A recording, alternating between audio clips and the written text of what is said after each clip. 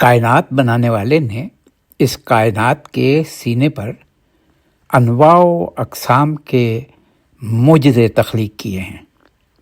بلند و بالا پہاڑ، جھیلیں، دریا، سمندر، جنگل، آپ سوچتے چلے جائیں اور یہ داستان آگے بڑھتی چلی جائے۔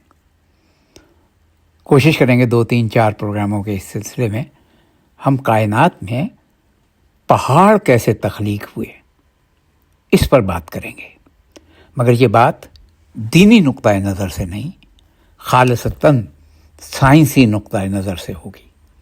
دین کا نقطہ نظر تو کن فیکون ہے، لیکن سائنس کا نقطۂ نظر بگ بینگ ہے۔ آغاز کائنات، پہاڑوں کی تاریخ کا پہلا قدم کائنات کی پیدائش سے جڑا ہوا ہے، جو بگ بینگ تھیوری پر انحصار کرتی ہے، اور اسے کہا جاتا ہے کہ 13.8 ارب سال پہلے، پھر سنیے، 13.8 ارب سال پہلے بگ بینگ ہوا، اور ابتدائی کائنات میں صرف ہائیڈروجن اور ہیلیم تھے، پتھریلے عناصر موجود نہیں تھے۔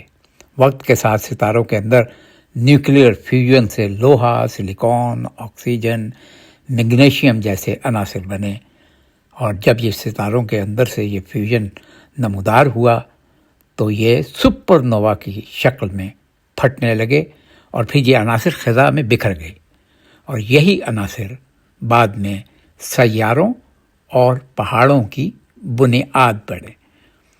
زمین کی تشکیل سائنس کے اعتبار سے ایک بالکل الگ موضوع ہے، اور پہاڑوں کی پیدائش دراصل زمین کی تشکیل کی بنیاد ہے۔